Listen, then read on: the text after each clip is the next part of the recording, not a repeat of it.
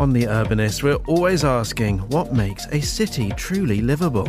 This September, find some answers in Barcelona as Monocle hosts its annual Quality of Life conference. 3 days of panels, ideas and good conversation with global mayors, architects and policy pioneers, all over good food and a glass of something local.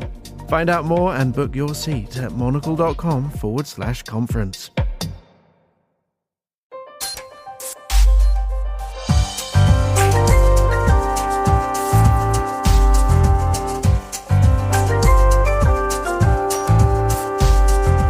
Hello and welcome to The Urbanist, Monocle's programme all about the built environment. I'm your host, Andrew Tuck. Coming up, 4,000 people petitioned the city council to save the Elms. The city council turned them down. And that should have been the end of the story, and of the Elms. we embark on an arboreous episode this week as we branch out into the topic of trees. We start in Freetown, where a city-led pay-to-grow scheme is taking root in the Sierra Leone capital. Then we head to Stockholm to recount how a historic public protest against the felling of 13 elm trees changed the way citizens engage with decision-making across Sweden. And we see how a landscape architecture design studio is making a greener Denver too. That's all ahead in the next 30 minutes right here on The Urbanist with me, Andrew Tuck.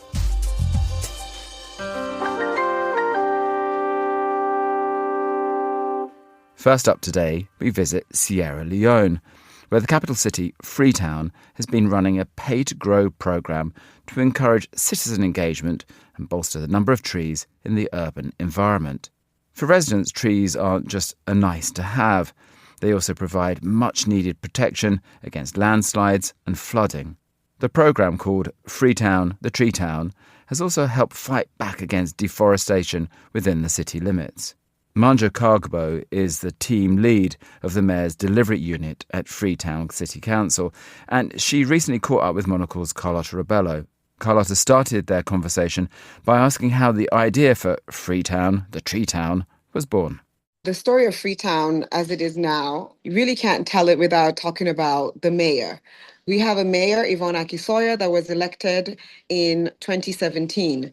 When she came into office, she did a stakeholder consultation with the entire Freetown community. So spoke to over 15,000 residents on what their priorities are and what they would like to see a mayor do for their city.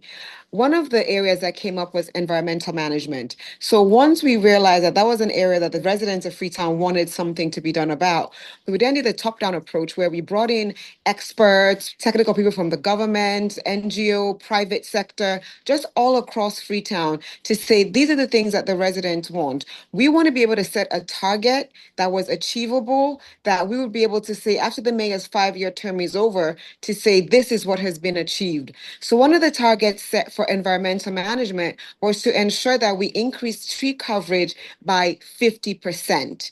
And from there, that's where the idea of Freetown, the Tree Town was born. Something like planting trees is not naturally in the city budget. So we needed to find a way to make it happen. So we needed to fundraise. And what happens in Freetown, in Sierra Leone generally, is you do a fundraising event. So we had a big fundraising event in December of 2018, and we were able to raise $30,000 from residents. So the story that doesn't get told a lot about Freetown, the Tree Town, is that it was from the residents, and even the initial funding came directly from residents of our city. Now, this is, as you were describing, a city-led program, a sort of pay-to-grow scheme, and you're able to digitally track some of the trees. Tell us a bit more about how it works in practice. We don't plant just because we want to plant. We're planting because there's a problem.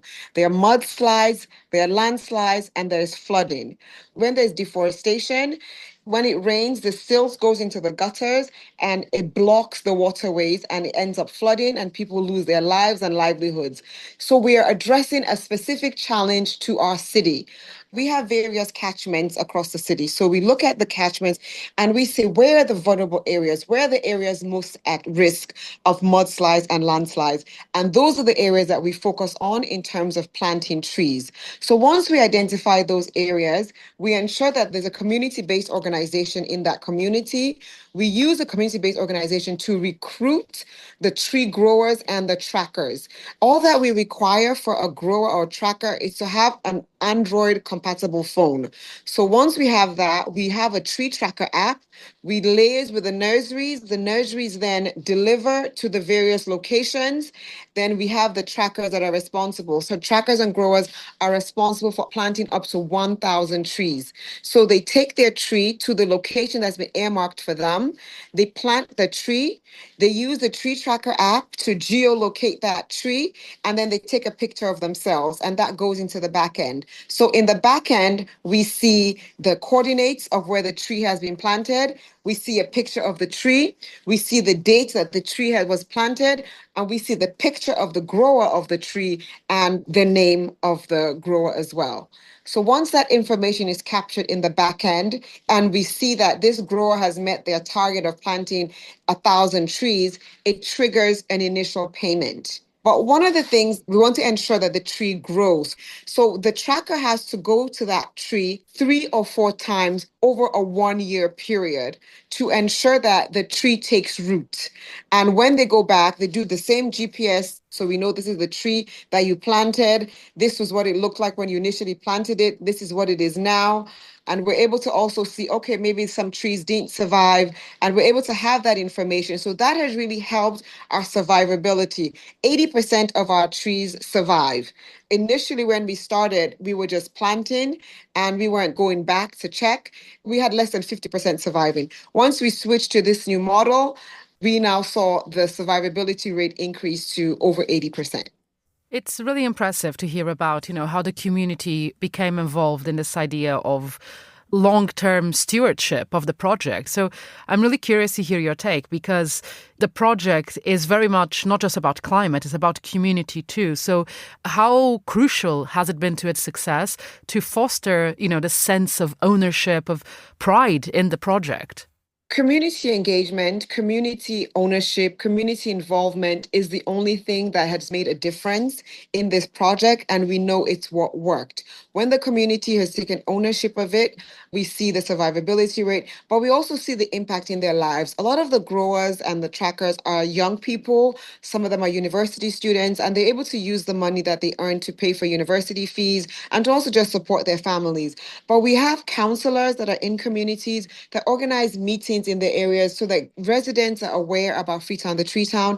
One of the statistics that we like to give is that 500,000 trees are cut down in our city each year. So even though we've planted over 1,250,000 trees, the rate at which our trees is cut down, we are not able to keep up. So the education on why we shouldn't cut down trees is equally important, and also ensuring that we have a long-term plan as a city to address the issue of deforestation, to address the issue of alternative energy use, and to address the issue of communities owning it and making sure that they are the first to defend the trees when people come to cut down trees because of rapid urbanization in our city. We don't do anything without the community. So whether it's the counselors, we have various community leaders, we ensure that we're engaging them to make sure that they get the buy-in and that the knowledge, the ownership comes from the community, and that it also stays within the community. But I think what's also important is to understand that trees are being planted in areas that have seen disaster happen. These are communities that have witnessed firsthand what happens when there's a landslide, what happens when there's a mudslide, what happens when there's flooding. So they also understand from a life-saving perspective why the trees are so important in their communities. All of these things that I've mentioned really help to solidify the ownership at community level. I'm curious to hear from you, how have you seen the return of trees change daily life in Freetown? Are there already visible signs of the canopy helping cool down streets or slowing the floods, for example, or even just, making people a bit happier, lifting spirits? There was a complaint that had come in where they were saying there were rubbles that were falling into houses that were below. So we went into that community and planted these fast-growing trees. We went to that community about 6 months later, And you saw these trees now, instead of rocks overlooking the community, it was now trees overlooking community, which meant that it was safer and that the risk of landslide or mudslide in that community was less. So for us, that's why we do what we do. It's really about saving lives, and seeing that in that community and across our city is what makes this worth it for us to do. It's still difficult because people are still cutting down trees, but we're also seeing communities excited about saying we cannot come into our community, cut down our trees, because this poses a danger to our lives, and we're here to protect that. There's more advocacy that needs to be done. There's more planting that needs to be done. But more importantly, we need to reverse the pace of deforestation that happens in our city. And that's something that we continue to work on. Manja Cargbo there in conversation with Carlotta Ribello.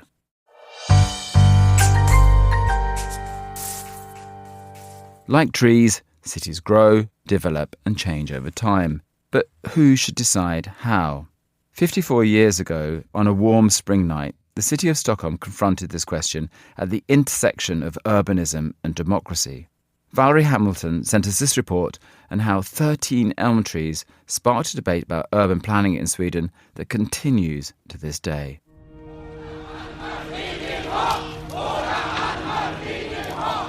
It's May 1971, springtime. The trees are just coming into bud in Stockholm, and hundreds of people are protesting at the Kunstradjorden, a monumental park right in the center of town. "We want our elm trees," they're chanting. The background was this unnecessary cutting down these beautiful trees. Per Janse is, and was, an environmental activist, and he was part of the protests. The city was planning to cut down a grove of 13 Scots elms, more than a century old, that shaded a tea house that was a popular hangout. More important than where they stood was what they stood for. It became a symbol for the whole destruction of the city center and the whole environmental problems and so on. The story really begins 100 years ago, in the 1920s, when a newly democratic Sweden decided its capital needed a new look. The city decided to have a complete makeover. Heiko Droste is a professor of urban history at Stockholm University. He says Stockholm's makeover started slowly. 100 years ago, Sweden was poor. After World War II, Sweden is getting more and more rich in international comparison, survived the war without any serious damage, and so there's more and more money in order to do some serious renovation projects. The new Stockholm was going to be a functionalist, modern capital. People would work in high-rises, shop in shopping malls, park in parking garages. The project was not just aesthetic, it was political and strongly backed by Stockholm's mayor. And he had said, we have to tear down the old building in order to build the new democratic society. The central district of Norrmalm would become Stockholm's new center of business and power. Tens of thousands of people living there were pushed out to the suburbs, their homes demolished. A lot of people were unhappy about it, but Droste says city authorities didn't pay much attention. They thought they had all the democratic power they needed. They had made all the decisions. They couldn't see that any resistance would be legitimate. But resistance was growing. Sweden's nascent environmental movement was finding its feet resisting the transformation of green space into concrete. They actually supported the expansion of Stockholm's subway system, but plans for the new station at Kunstradjorden would involve cutting down that grove of elm trees. Per Janse and other activists circulated petitions and held public meetings. They printed a newsletter called the Elm Leaf, a pun on the Swedish word for newspaper. It was very analog. Instead of Facebook, we had leaflets put on the bicycles. The elm trees became a symbol for all the frustration Stockholm felt about the makeover, and the movement grew. 4,000 people petitioned the city council to save the elms. The city council turned them down. And that should have been the end of the story, and of the elms. Of course, they expected some protests. On the 12th of May, in the middle of the night, police escorted a logging crew into the park to cut the trees. The plan was supposed to be a secret. But we had our scouts, we had our intelligence, so we knew shortly, but still we knew when the night was in. Back then, activists didn't have group chats, but they had a phone tree where each person was responsible for calling another 3 people, sharing news as fast as they could dial. So I phoned 3 people and they phoned 3 people, and it quite quickly thousands of people came streaming down here. Furious. And the point of no return was when one worker started the chain and started to solve. För att stoppa arbetet. Andra satte sig demonstrativt framför polishästarna. Some of what happened next was filmed by news crews at the scene. One group of activists pulls a diversionary move to draw police away from a security fence around the Elms. Another group storms over the fence and scrambles up onto the roof of the tea house and way up into the trees. On the ground, it's pandemonium. Police are sicking dogs on the protesters and beating them with batons. Some activists ended up in the hospital, but they had won the battle. With the elm trees full of people, the chainsaws had to stop. The police marched, defeated, off into the dawn. Per Janse climbed to the roof of the tea house with a megaphone. And I announced that the elm trees are saved. Over the next days, news reports of the Battle of the Elms shocked a nation unaccustomed to police violence. Public officials decried the unruly mob disrupting the work of city government. But at the Kunstregården, the chants of We Want Our Elms morphed into a week-long victory party that drew 250,000 people.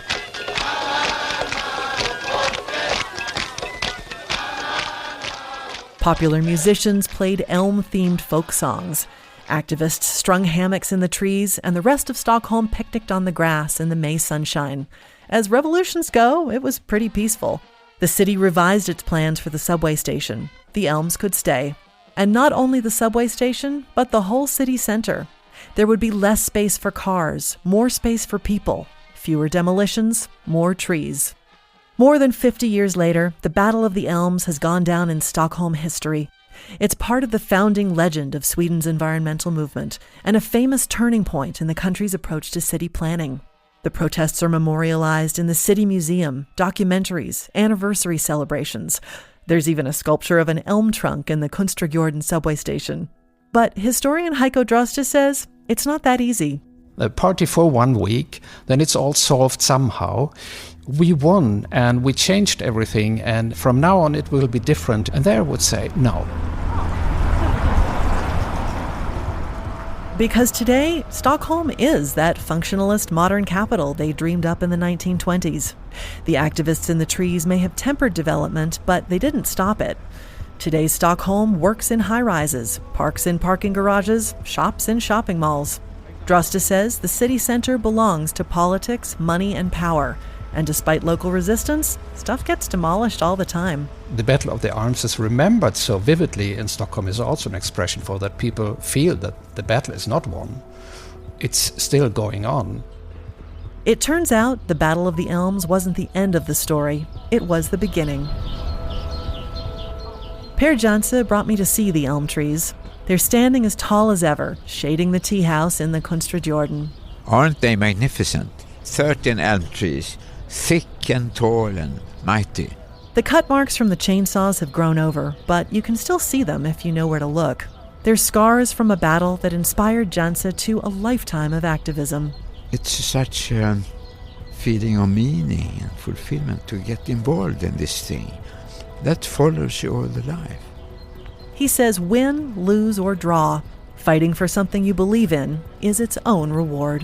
What it meant to me personally was you have been in love and the children when they came, that's the best. But this is really something. For Monocle in Stockholm, I'm Valerie Hamilton.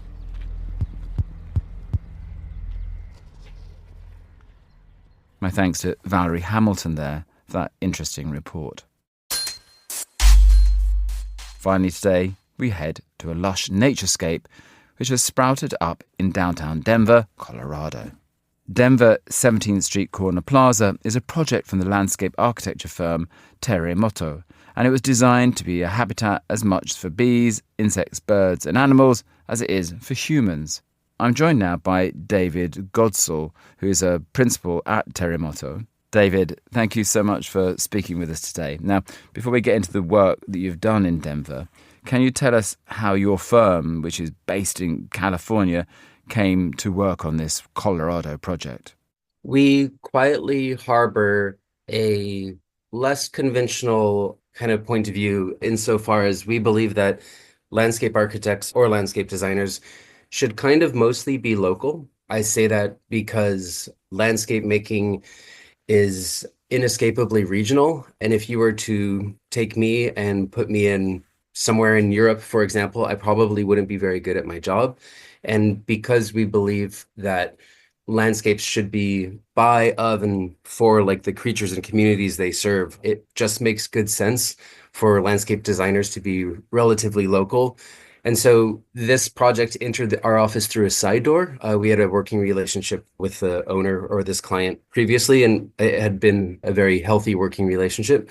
So we simply went about the design and execution of this project with that skepticism, like very present and explicit, like in our hearts and conversations, and did a bunch of things that hopefully insulated the project from not being contextual or being irreverent of its place in the world. Now, I would encourage people to go to your website and look at the pictures of this project, but we can describe it a bit for people because, first of all, when people think about landscape designers, already in their mind, they're probably thinking of something a little bit formal. Your work embraces nature in a more rugged way, a less formal way, and you try and use materials and plants that are either from the proximity of the site or not that far away. So perhaps first of all, you could just describe the location and what the ambition was. The site is smack dab in the middle of downtown Denver, an extremely urban sort of environment surrounded by office buildings, essentially. And it's on structure, meaning the ground is not actually ground. It's built, which comes with a whole other host of implications. It's our belief as an office that landscapes should equally serve humans as well as the creatures with whom we share the planet.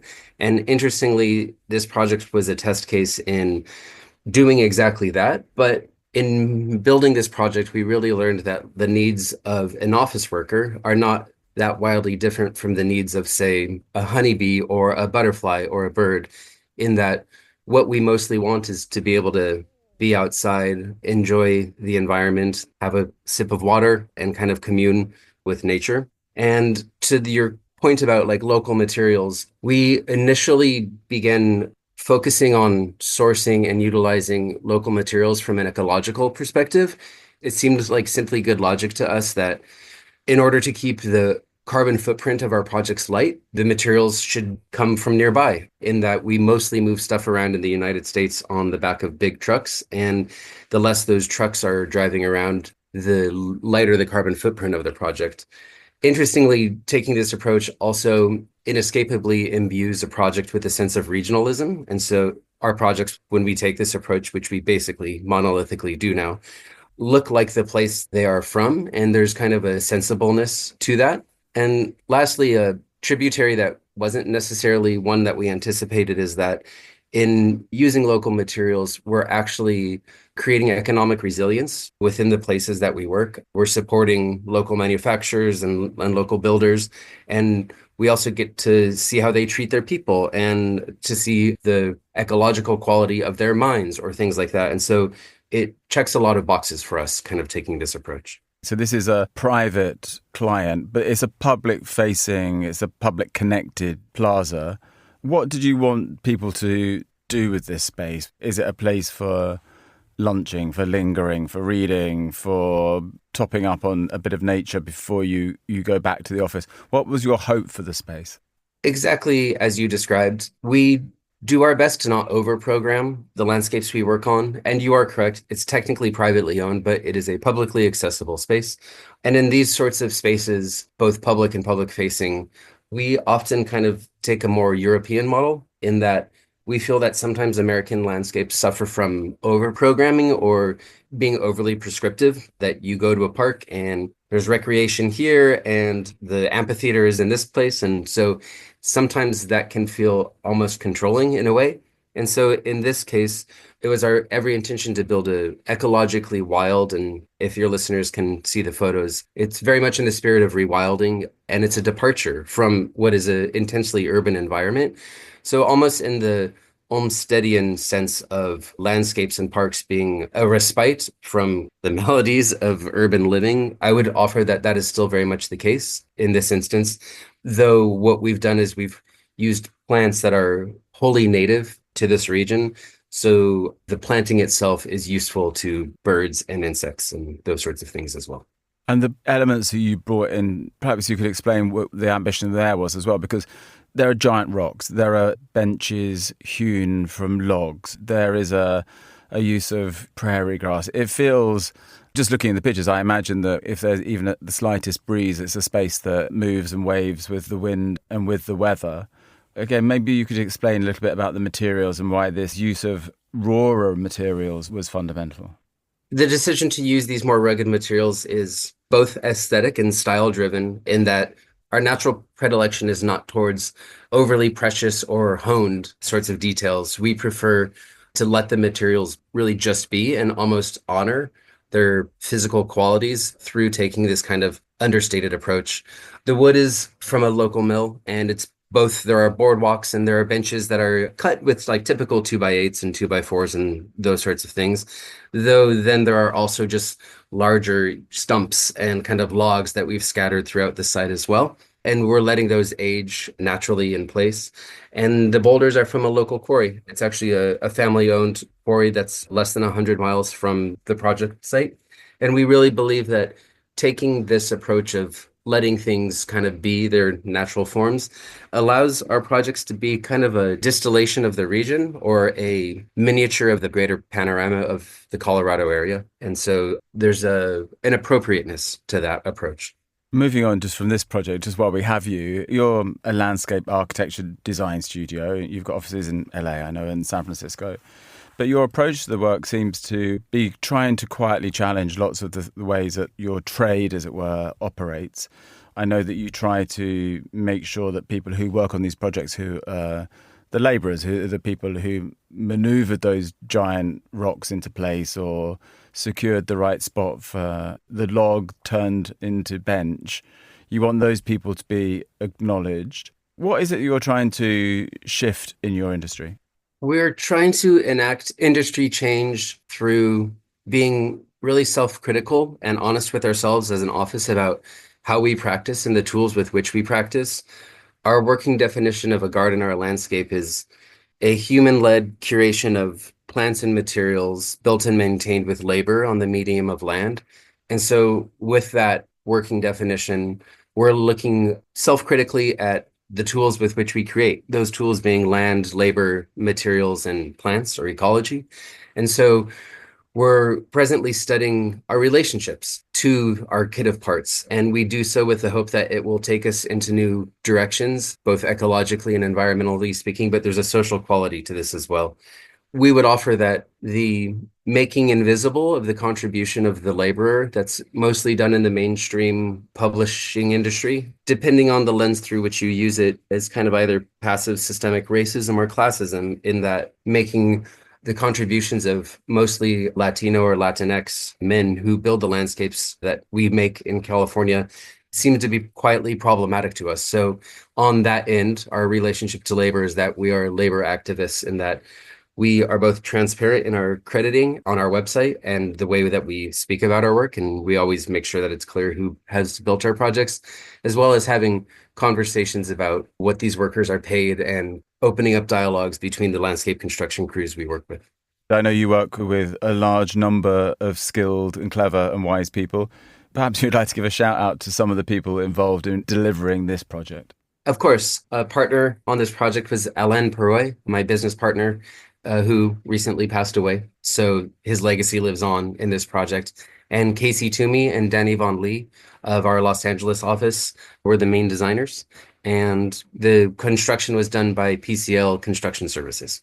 There are so many ways in which I presume that you can judge a project as being a success. Footfall, whether birds and bees are diverting their day to come visit. But you obviously have a lot of things in your mind when you judge if a project has been a success. How do you rate that as a studio? Okay, this has gone well. This is an outcome that matches our ambitions. I guess some of our metrics are more traditional. Is our client pleased? Is it beautiful? It's hard to be objective about that, but we do our best to do that. And does it seem to be of use to many? Those are kind of like our primary considerations oftentimes. And in this case, I would say the work of Casey Toomey and Danny Von Lee, I would classify their work as successful insofar as it's used by a variety of creatures, both human and other. And in subsequent visits, of which we've done several, we've found the place alive with wildlife and also with human life as well. And so that kind of just observationally or empirically seems like a net positive to us. In the case of this project, Danny was there photographing it, and she encountered two guys who were eating their lunch there together. And it turns out that they were old friends who work in different office buildings in downtown Denver, and they meet at this landscape every single day to have lunch. And that's clearly just anecdotal, but that seems really awesome to us. And so those sorts of very personal connections to a place, I think, speak volumes. David Gotzel there from Terremoto. Thank you so much for joining me today. And that's all for this week's episode of The Urbanist. You can follow us for new editions of the show every week, and you can subscribe to Monocle magazine for reports on all things design, architecture and urbanism too. Just visit monocle.com. The Urbanist is produced by Carlos Rebello and by David Stevens, who also edits the show. I'm Andrew Tuck. Goodbye, and thank you for listening, city lovers.